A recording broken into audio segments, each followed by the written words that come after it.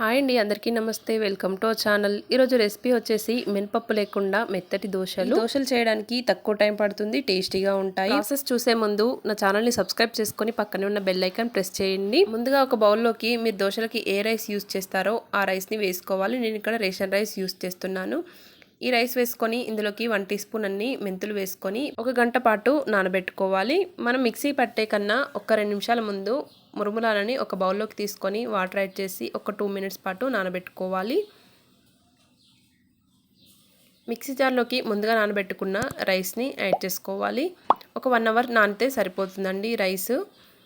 ఇలా నానిన రైస్ని మిక్సీ జార్లోకి వేసుకొని 2 నిమిషాల ముందు నానబెట్టుకున్న మురుమురాలని కూడా వాటర్ లేకుండా తీసి మిక్సీ జార్లోకి యాడ్ చేసుకోవాలి. తగినన్ని వాటర్ యాడ్ చేస్తూ దోశ పిండిలాగా మిక్సీ పట్టుకోవాలి. ఇలా మిక్సీ పట్టుకున్నాక ఒక బౌల్లోకి ట్రాన్స్ఫర్ చేసుకోవాలి. ఈ బౌల్ పైకి మూత పెట్టుకొని 6 గంటల పాటు పక్కన పెట్టుకోవాలి.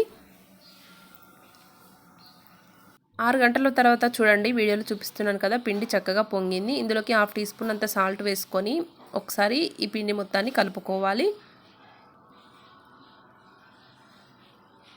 చూసారు కదా, పిండి కన్సిస్టెన్సీ ఇలా ఉండాలి. ఇలా వెడల్పుగా ఉన్న స్పూన్తో కానీ ఒక బౌల్తో కానీ ఇలా పిండిని తీసుకోవాలి. మీరు రెగ్యులర్గా దోశలు వేసుకునే పెనం తీసుకొని ఇలా దోశలు వేసేసుకోవాలి. దోశ వేసుకున్నాక హై ఫ్లేమ్లో పెట్టారంటే 1 మినిట్లో దోశ రెడీ అయిపోతుంది. 1/2 టీ స్పూన్ అంతా ఆయిల్ యాడ్ చేసుకొని ఈ దోశని కాల్చుకోవాలి. ఇలా కాలిన దోశని ఇలా స్పూన్తో తీసి సెకండ్ సైడ్ కూడా టర్న్ చేసి ఒక 5 సెకండ్స్ ఉంచి తీసేసుకోవాలి.